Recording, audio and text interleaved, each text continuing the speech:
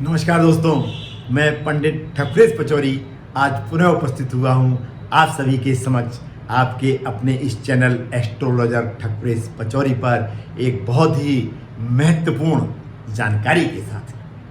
अतः आप सभी से अनुरोध है कि अंत तक मेरे साथ अवश्य जुड़े रहें जानकारी को प्राप्त करने के लिए और उसका लाभ लेने के लिए। मित्रों, आज हम कुछ महत्वपूर्ण वास्तु टिप्स के बारे में बात करने वाले हैं। यदि आप उन टिप्स को अपनी दैनिक दिनचर्या में शामिल कर लेते हैं तो आपके घर में यदि वास्तु दोष होगा और उसकी वजह से समस्याएं होंगी तो वो समस्याएं धीरे धीरे करके समाप्त हो जाएंगी और आगे आने वाले समय में वास्तु से संबंधित समस्याओं का आपको सामना नहीं करना पड़ेगा। आइए आते हैं मित्रों अपने विषय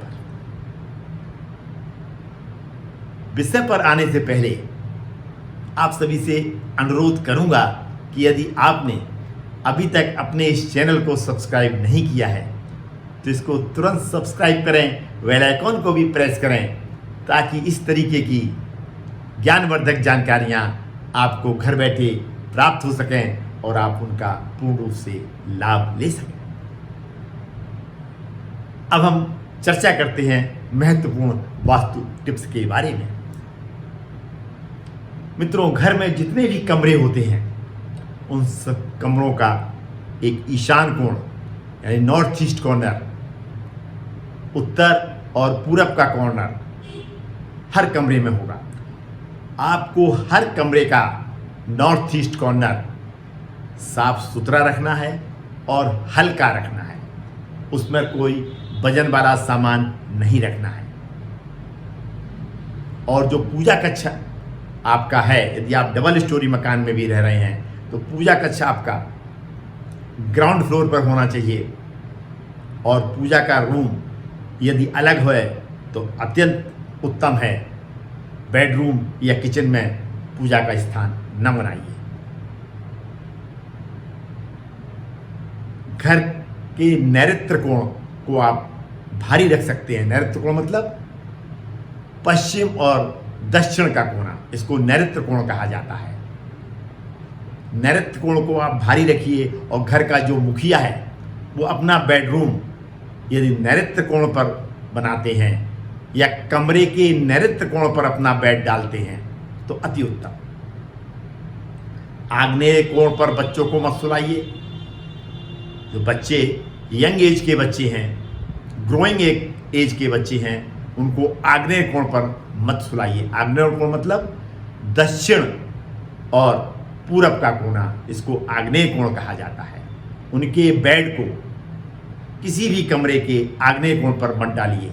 यदि आप आग्नेय कोण पर उनका बिस्तर रखते हैं या उनको सुलाते हैं तो उनके अंदर उत्तेजना बहुत ज़्यादा बढ़ जाएगी, क्रोध उनके अंदर बहुत ज़्यादा बढ़ जाएगा।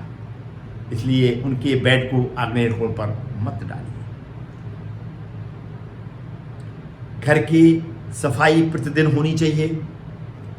घर में गंदगी नहीं होनी चाहिए। सामान को व्यवस्थित रूप से रखना है।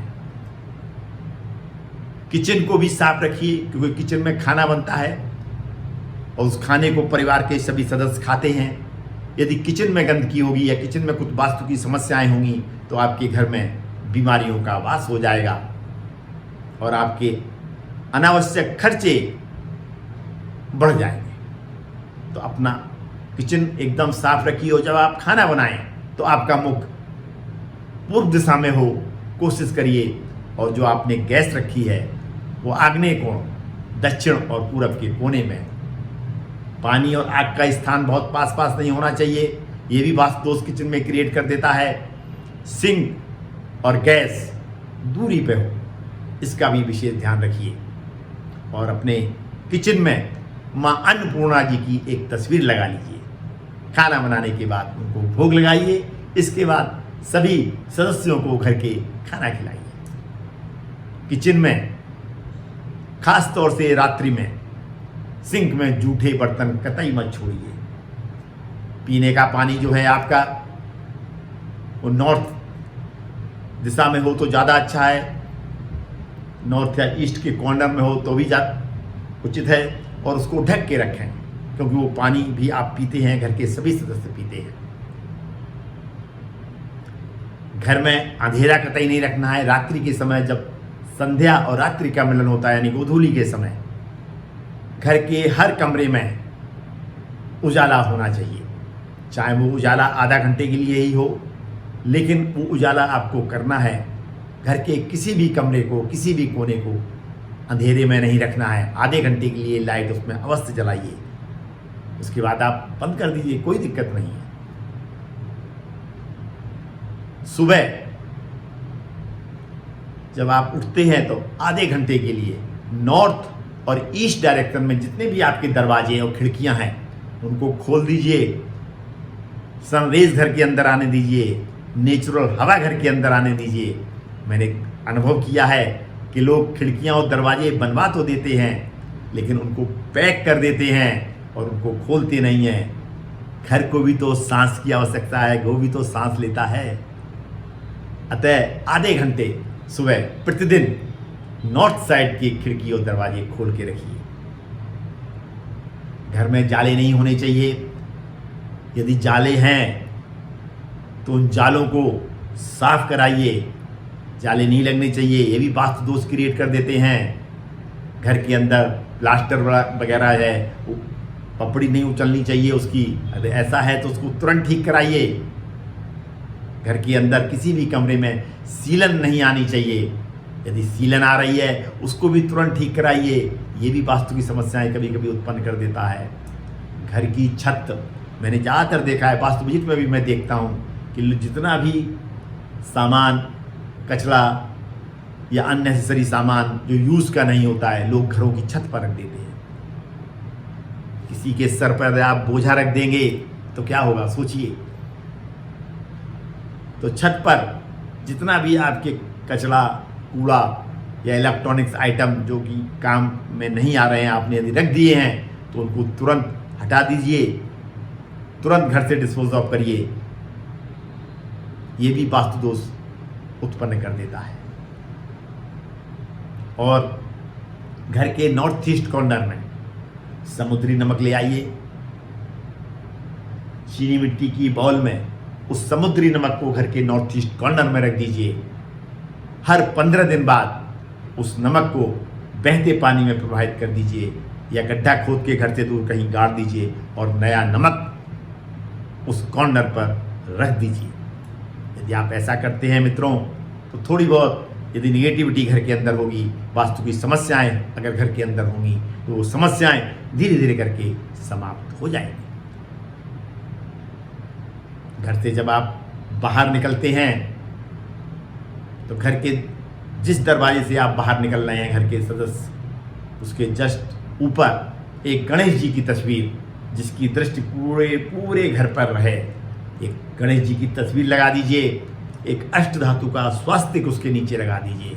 और प्रतिदिन जब आप सुबह शाम पूजा करते हैं तो उनको धूप बत्ती दिखाइए।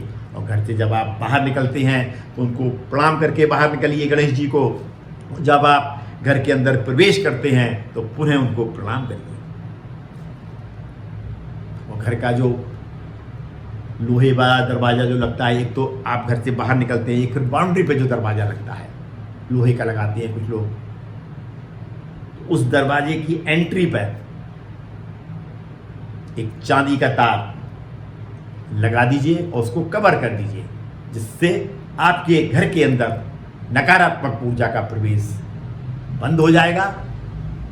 और जो आप उपाय घर के अंदर कर रहे हैं उनसे यदि नकारात्मक ऊर्जा है या वास्तु की कोई प्रॉब्लम्स हैं, वो धीरे धीरे करके समाप्त हो जाएंगी और अंदर इस तरीके की समस्याएं प्रवेश नहीं करेंगी। ये बहुत ही साधारण और छोटे छोटे से उपाय हैं। बहुत ज़्यादा पैसा भी इसमें खर्च नहीं होना है। इनको अवश्य अपनी जीवन शैली में मित्रों अपनाइए। और घर के अंदर जब आप प्रवेश करते हैं तो इस चीज़ का विशेष ध्यान रखिए कि जूते, चप्पल और झाड़ू वगैरह आपको दिखाई न दे, उनको ऐसे स्थान पर रखिए।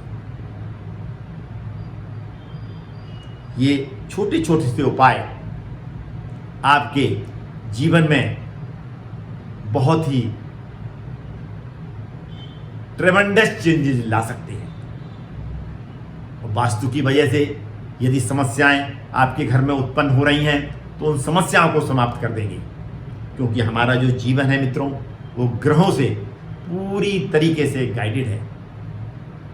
जीवन में जो समस्याएं आती हैं, जो उतार चढ़ाव आते हैं, वो महादशा अंतर्दशाओं को लेके आते हैं। और जब हमारी प्लेनेटरी पोजीशंस खराब हो जाती हैं, मानी महादशाएं अंतर्दशाएं हमारी फेवरेबल नहीं हैं, तो इस तरीके की वास्तु की समस्याएं भी भयंकर रूप धारण करके आपकी समस्याओं को काफ़ी बढ़ा देती हैं। इसलिए इस चीज़ का विशेष ध्यान रखें कि जो मैंने इस छोटे छोटे से महत्वपूर्ण वास्तु टिप्स आपको दिए हैं उनको अपनी जीवन शैली में अपनाना शुरू कर दीजिए। आगे आने वाले समय में आप खुद महसूस करेंगे कि आप उन्हीं सब परिस्थितियों में उसी घर में अपने आप को काफ़ी प्रसन्न चित्त महसूस कर रहे हैं और आपकी समस्याएं काफ़ी हद तक कम हो गई हैं। कैसा लगा मित्रों आपको ये मेरा एपिसोड? यदि अच्छा लगा तो इसको सोशल मीडिया पर ज़्यादा से ज़्यादा शेयर करें ताकि आपके अन्य मित्र और रिश्तेदार भी इस जानकारी का फ़ायदा ले सकें।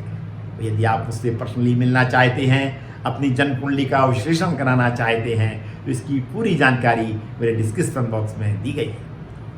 आज मैं अपनी वाणी को इस भावना के साथ में यहीं पे विराम देता हूँ कि आप सब काफ़ी खुश रहें, प्रसन्न चित्त रहें।